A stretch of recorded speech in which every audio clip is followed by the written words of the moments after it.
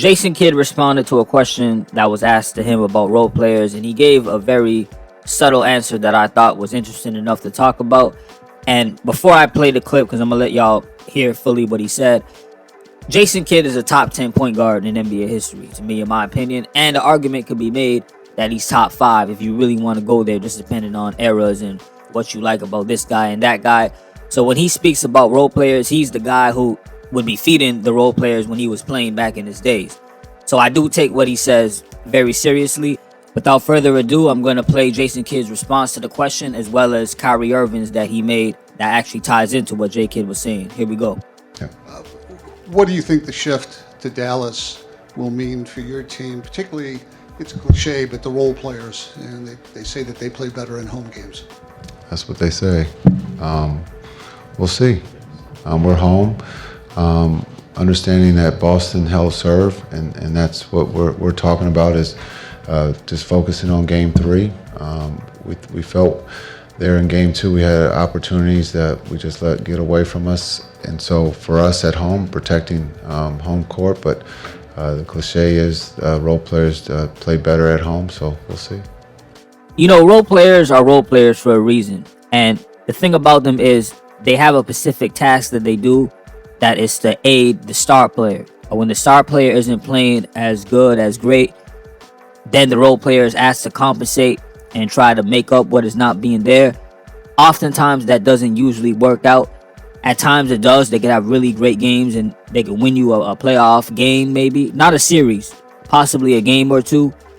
And the Dallas Mavericks, I don't think all the role players are playing bad. PJ Washington has been giving you solid numbers. I've seen Daniel Gafford got 13 points, 9 rebounds in 23 minutes last game. So that's very efficient.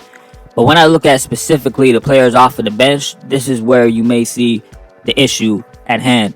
And what I'm about to say is something that I mentioned in my Game 1 final recap and Game 2. But I saw Kendrick Perkins say it as well. I believe it was him on ESPN, where he was like, yo, how come Maxi Kleber is still playing, or Josh Green, Dante Exum? They got to play Tim Hardaway more. And I said the exact same thing. I believe Tim Hardaway got to play a lot more. At the end of the day, though, this is still going to all boil down to Kyrie needing to play better. I would have loved to have heard a question asked to Jason Kidd about his thoughts with him.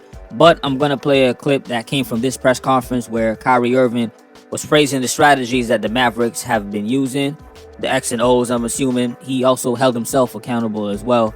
Here we go.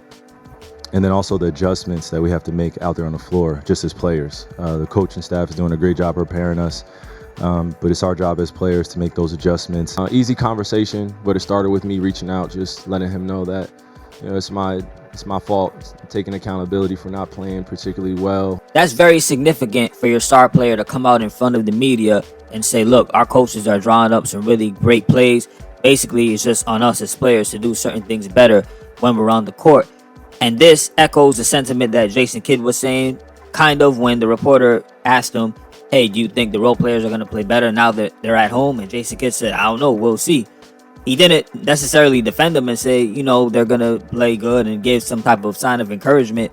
That's what I meant when I asked the question, did he challenge them? Because he just said, we'll see if they do, right? So it was kind of like he was acknowledging that reporter, acknowledging the statement of the reporter, I should say. And of course, Kyrie Irving held himself accountable, and what he said in that clip, he was telling a story about him talking to Luka, admitting, yeah, I got to play better.